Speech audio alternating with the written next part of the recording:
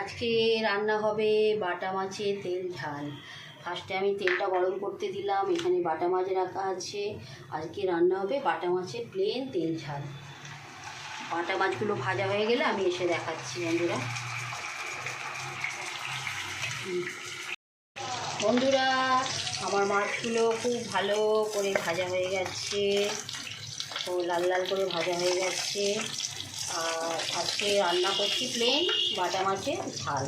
প্লেনভাবে রান্না করছি গরমে। আজকে রান্না হচ্ছে বাটা মাছের তেল ঝাল। আলুগুলো খুব ভালো করে ভাজা হয়ে গেছে, খুব সুন্দর করে লাল করে ভাজা হয়ে গেছে। আজকে রান্না হচ্ছে বাটা মাছের তেল ঝাল।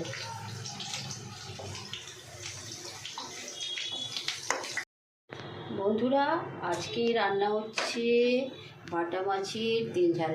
ফার্স্টে দুটো কাঁচা লঙ্কা দিয়ে দিলাম, এখানে কালো জিরে দিয়ে দিলাম, দিয়ে একটু নাড়াচাড়া করে দিলাম।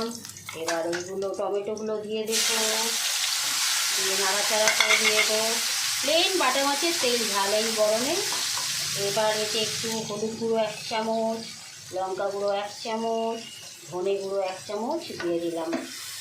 দিয়ে একটু কষে আলুগুলো দিয়ে দেব, তারপর জল দেব। ফিরে আসছি, একটু কষে নিই। আমার কষা হয়ে গেছে। আজকে রান্না হচ্ছে বাটা মাছের তেল ঝাল। আলু একটু দিয়েছি। এবার এই আলুগুলো সেদ্ধ হয়ে গেলে এই বাটা মাছগুলো দিয়ে দিলাম বন্ধুরা, তারপর হয়ে গেলে দেখাবো। বন্ধুরা এতে 1 চামচ লবণ দিয়ে দিলাম, তারপরে সেদ্ধ হয়ে গেলে এসে ফিরে দেখাচ্ছি। বন্ধুরা আমার বাটা মাছের ঝাল রেডি, আলু সেদ্ধ হয়ে গেছে। ভালো লাগলে অবশ্যই লাইক কমেন্ট করবেন।